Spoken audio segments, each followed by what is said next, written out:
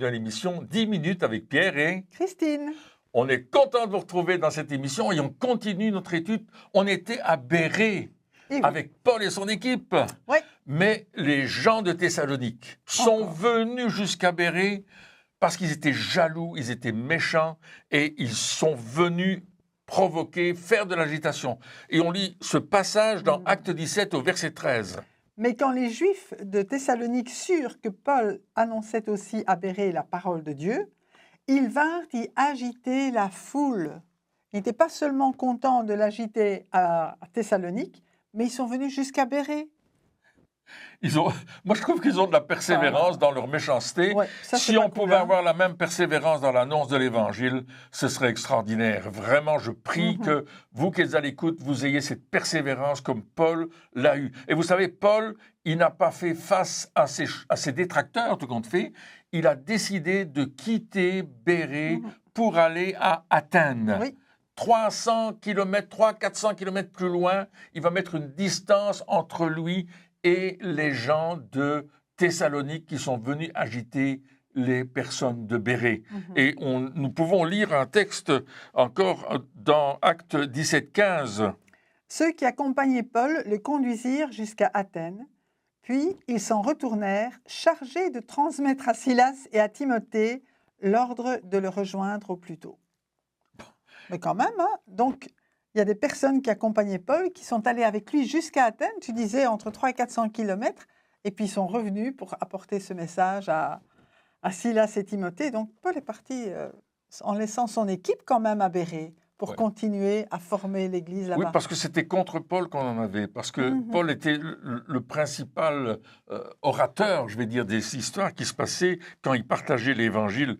Et il va arriver dans cette ville d'Athènes, qui est une ville qui a été conquise par les Romains en 146 avant Jésus-Christ, et qui est une ville à la circulation libre à cause de son passé culturel. Il y a vraiment des choses qui se passent dans la ville d'Athènes, et Paul va se promener dans la ville d'Athènes, et au verset 16, nous lisons que... Comme Paul les attendait à Athènes, il sentait au-devant de lui son esprit s'irriter à la vue de cette ville pleine d'idoles. Ah ouais. Donc il a visité un petit peu, puis il a vu des idoles un peu partout dans la ville, en fait. Oui, il y avait plus de 30 000 idoles et temples dans la ville d'Athènes à cette époque-là. Et Paul est venu comme un gagneur d'âme. Il n'est pas venu en se laissant décourager, en voyant sous ses statues, ses idoles, ses temples. Non, il a compris que cette ville était sous la domination de mauvais esprits qui faisaient croire aux gens quelque chose qui n'allait pas les sauver ni les délivrer. Une idolâtrie folle dans cette ville, et ces gens-là étaient vraiment malheureux, et Paul a à cœur de leur apporter la bonne nouvelle. Amen. Alors il va commencer à prêcher. On voit le verset 17 qui nous dit comment Paul faisait. Oui, d'abord il s'entretenait donc dans la synagogue avec les Juifs et les hommes craignant Dieu, et sur la place publique, chaque jour avec ceux qu'il rencontrait. Ah, il n'a pas perdu son temps. Il n'a pas perdu son temps. Paul va travailler sur 3 endroits différents. D'abord, la synagogue, les hommes religieux qui ont déjà la parole de Dieu. Ensuite, il va aller dans la rue. Il va aller sur la place publique. C'est la culture civique, les gens, les citoyens qui sont là, qui vont entendre le message que Paul va apporter. Mais comme il annonce quelque chose d'intéressant, on va l'amener chez les politiciens et tous ceux qui sont des stoïciens et qui vont réfléchir parce qu'ils veulent entendre Paul, et ils vont l'amener à l'Aréopage. Paul va s'entretenir avec les philosophes dans versets 18 à 21. Quelques philosophes épicuriens et stoïciens se mirent à parler avec lui. Et les uns disaient « Que veut dire ce discoureur ?» D'autres, l'entendant annoncer Jésus et la résurrection, disaient « Il semble qu'il annonce des divinités étrangères. » Intéressant, parce qu'il a capté leur attention, et ces gens-là sont prêts à écouter plus loin. Alors, qu'est-ce qu'ils vont faire avec lui? Eh bien, c'est là qu'ils vont le prendre. Alors, ils le prirent et le menèrent à l'Aréopage en disant « Pourrions-nous savoir quelle est cette nouvelle doctrine que tu enseignes? Car tu nous fais entendre des choses étranges. Nous voudrions donc savoir ce que cela peut être. » Or, tous les Athéniens et les étrangers demeurant à Athènes ne passaient leur temps qu'à dire ou à écouter des nouvelles. Donc là, ils sont intéressés. Il y a quelque chose de nouveau. Ce sont des philosophes, donc ce sont des chercheurs qui cherchent la sagesse. La philosophie, c'est Absolument. l'étude de la sagesse. Et ils disent là, Paul, il nous annonce quelque chose qu'on n'a jamais entendu. Il faut qu'on sache de quoi il s'agit. Oui, et là, il y a deux types de philosophes qui nous est dénoncés dans ce récit, les épicuriens et les stoïciens. Alors, les épicuriens, Christine, c'est quoi? Alors, c'est des personnes dont le but de la vie est de prendre le plus de plaisir possible parce qu'après la mort, il n'y a rien. Et les stoïciens? Et les stoïciens, eux, c'est le contraire. Ils croyaient dans une vision du monde qui est panthéiste, selon laquelle tout est Dieu. La nature est Dieu, les arbres, c'est Dieu, et il faut endurer tout ce qui vous arrive. Et on a ce mot stoïque.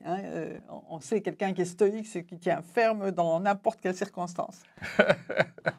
Alors, Paul, il va un peu les prendre dans le sens du poil. On lit ça au verset 22. Paul, debout au milieu de l'aréopage, dit « Hommes athéniens, je vous trouve à tous égards extrêmement religieux. » Waouh, on pourrait dire « Ah ben ça c'est un compliment quand même, vous êtes vraiment des gens religieux, vous croyez à autre chose que l'homme en fait. » Oui, en fait, ils ont, comme je le disais tout à l'heure, plus de 30 000 temples et idoles dans la ville d'Athènes. Et il y a un humoriste romain qui a dit ceci, il est plus facile de trouver un Dieu à Athènes que de trouver la personne que vous cherchez. Waouh. Parce qu'il y a tellement de dieux dans tous les coins, il y en a partout, Waouh. n'est-ce pas? Mais Paul va découvrir un Dieu inconnu. Oui. C'est écrit sur une statue qui est là, à un Dieu inconnu. Verset 23 des Actes des Apôtres. Et Paul continue, car en parcourant votre ville et en considérant les objets de votre dévotion, j'ai même découvert un autel avec cette inscription « à un Dieu inconnu ». Ce que vous révérez sans le connaître, c'est ce que je vous annonce. Ah, waouh! Ce Dieu qui était inconnu, est-ce qu'on va le connaître?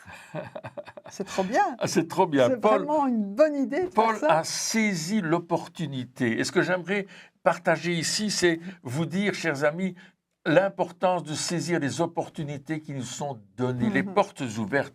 Et ici, il y a vraiment une porte ouverte, puisque Paul, non seulement a été allé prêcher dans la synagogue, sur la place publique, l'agora, comme on l'appelait, et puis là, il est à l'Aréopage, où il va parler aux politiques, à tous ceux qui s'occupent, qui prennent soin de la ville, tout compte fait, et il va leur dire, c'est bien, vous avez beaucoup de statues, de temples, c'est extraordinaire, mais j'en ai trouvé une un peu particulière. Oui, tout à fait.